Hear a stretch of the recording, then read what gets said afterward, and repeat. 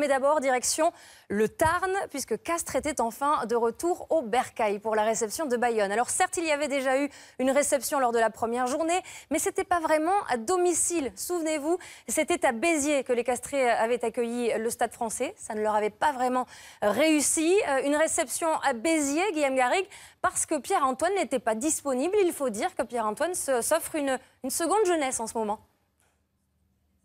Oui, c'est un petit peu comme une rentrée scolaire. Vous savez, il y a des nouveaux ingrédients, une nouvelle coupe de cheveux ou une nouvelle classe à Castres. Eh bien, c'est un préfabriqué qui est encore en travaux.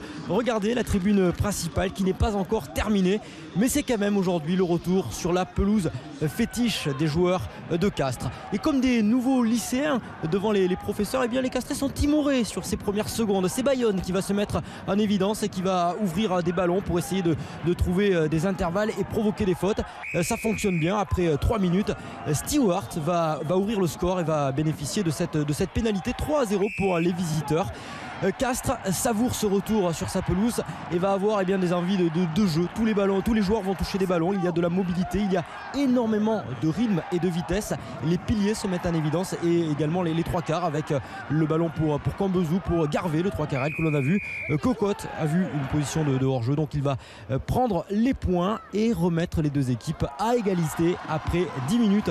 3 partout entre Castres et Bayonne. Mais c'est Castres qui se signale dans ce début de première mi-temps avec Fahas Alélé qui est dans la ligne de 3 quarts, qui va trouver le soutien et du mouvement, de la vitesse. C'est un petit peu le reflet de ce que l'on voit dans cette partie avec ce décalage pour Max Evans, l'Écossais, qui va taper à suivre peut-être pour aller marquer le premier essai de cette rencontre. Il est un petit peu juste, c'est Speeding qui aplatit. Noriega est inquiet, l'entraîneur de Bayonne. Il sait que ses joueurs sont privés de ballon, doivent se contenter de jouer dans leurs 22 mètres, dans leurs 5 mètres.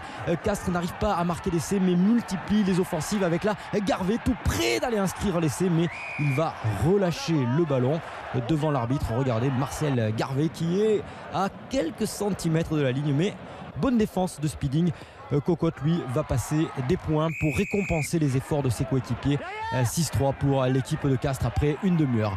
Les Castrais qui continuent à multiplier les offensives. Bayonne n'a pas le ballon dans cette partie, avec un petit peu de déchets toutefois. Les Castrais arrivent à revenir dans les 5 mètres de Bayonne avec une alternance avant 3 quarts. La charge de Brismac, le ballon qui va rester au sol. Garvé a suivi cette fois-ci.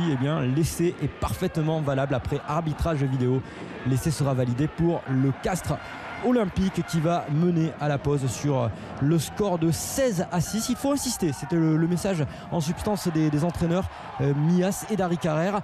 Les Bayonnais continuent de perdre leur ballon sur les touches.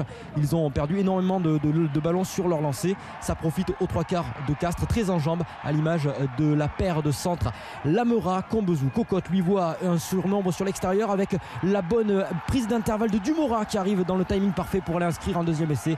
Julien Dumora titularisé à l'arrière pour la première fois de la saison.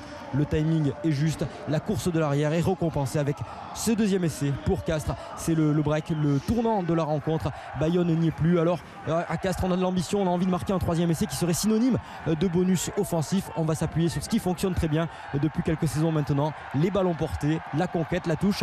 C'est Brismac, le talonneur, qui est propulsé dans l'embut pour un troisième essai. Castres domine son sujet 27-6. Il va rester 20 minutes où les Castrais vont réciter leur rugby. Les Bayonnais ont donc un intérêt, c'est essayer de priver le Castres de ce point de bonus offensif, mais ils n'ont pas de ballon. Ils sont pénalisés sur les phases de conquête comme cette mêlée. C'est difficile. Alors Palis, le buteur qui vient de rentrer à la place de Cocotte, qui va suppléer Cocotte dans l'exercice du tir au but, va passer 3 points supplémentaires et inscrire la barre des 30 points, 30-6 pour Castres face à Bayonne. Bayonne qui va tenter quand même une dernière offensive avec un décalage sur l'aile, mais le ballon ne va pas aller au bout. Alors on va vite jouer la pénalité. Rodé Genti qui va demander le ballon à son demi-mêlée Loustalo. Le demi-mêlée ne veut pas laisser le ballon, alors le Genti il s'encombre pas, il va prendre le ballon dans les mains de son coéquipier. Ça sera finalement un en avant et on en reste donc à ce score de 30-6. Victoire avec le bonus offensif pour l'équipe de Castres et de David Dari Carrère. L'appétit revient pour le capitaine Rémi Thalès au micro de François Plisson. On a repris plus tard que les autres aussi et je pense que ça y fait. Après c'est vrai que le CO est forcément très attendu maintenant et on n'a plus le droit à l'erreur. Si on n'est pas 100%, mais ça passe pas et je pense que c'est ce qui nous a manqué sur les deux premières journées du championnat.